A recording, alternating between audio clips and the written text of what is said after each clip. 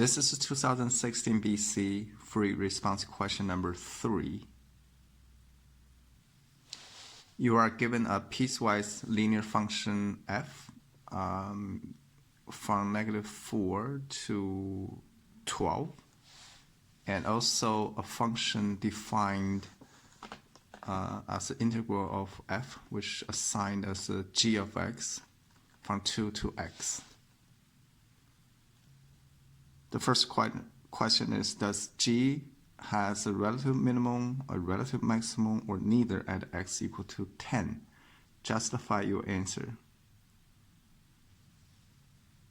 The first thing you want to do is take a derivative of the g of x. So by the fundamental theorems, g prime just equal to f of x, and you plug in the 10 to see whether it's equal to 0 or not, because you're looking for the critical numbers. Since this one equal to 0, we know x equal to 10 is a critical number. And that's one of the conditions. The second condition is that make sure you find the derivative before and after, whether the derivative changes signs or not. So g prime at a 10 negative is literally equal to f of 10 negative. If you look at over here, so f of 10 negative is on this side, so which basically is negative.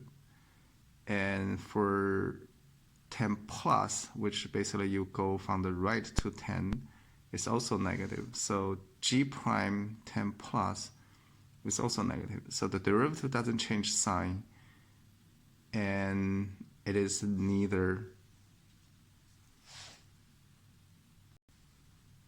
So g of 10 is neither maximum or minimum at x equal to 10. Okay, I probably should say g, cross this thing out, is neither maximum or minimum at x equal to 10. The second question is, does the graph of g have a point of inflection at x equal to 4? And justify your answer. At the point of inflection point, the g double prime should be equal to 0 or undefined. So g double prime equals to f prime. So we plug in g double prime at 4 equal to f prime at 4. If you go back to the graph, it's undefined.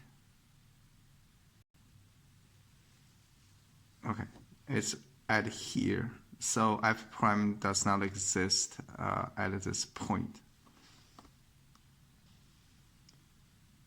The second condition is that you have to verify the double prime of g is changing sign or not, which is the derivative of f of x. And on this side, f of x, you see the slope is positive. On the other side, the slope is negative. So it does change sign at the x equal to 4 for the f prime, which is also g double prime. Okay, for the detailed numbers, you can see the double prime at 4 negative is 2. You find the slope of that, which is greater than 0. And for plus is -4 over 2, so -2 is less than 0. Whenever possible, you see numerical values to justify your answer. And in the end, you can say, yes, g has a point of inflection at x equal to 4. Third question is, find the absolute minimum values and the absolute maximum values of g on the interval between -4 and 12.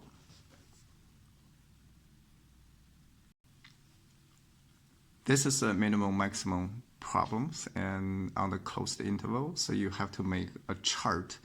But I'm trying to rewrite the g of x in another way, because the initial function is from 2 to x, not from the far left end points. So it's really hard to visualize that. And I'm changing this integral to from -2 to 2 and -4 and to x. Okay, I wrote a sketchy way to do it.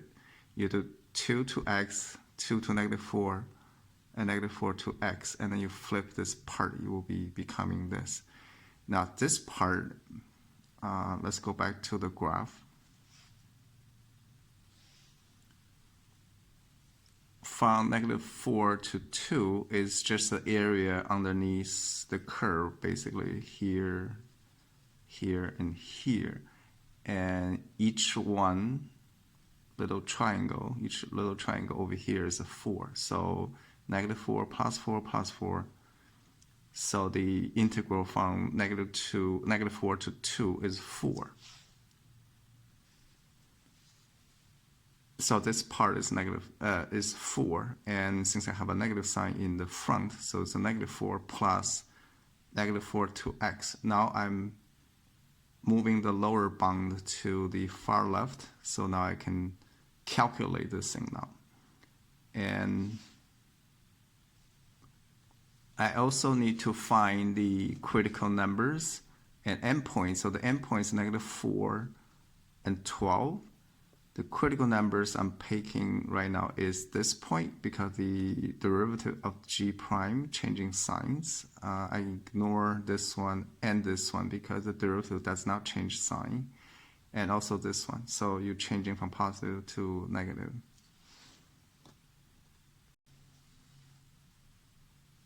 Okay, this little chart shows the boundaries over here and here. That's the endpoint. And the two critical numbers, -2 and 6.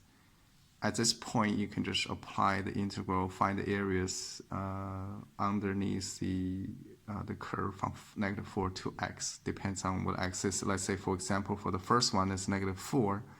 So -4 to -4, so this part equal to 0. And the whole, the function equals to -4. And you can plug in the -2. You can solve this integral by looking at the graphs. So it's -8 and 8 and -4 again. This obviously is the smallest number, so that's the global minimum, and this is the maximum number, which is a global maximum. The last question is between -4 and 12, find all the intervals for the g of x is non-positive, so less than or equal to 0. Now we have this very convenient expression here, so all you have to do is try to figure out the integral from the graph from -4 to whatever the number is, and see whether the integral and the entire thing g of x is less than 0 or not. When you go back and you can check, and we find out from -4 to 2 and from 10 to 12,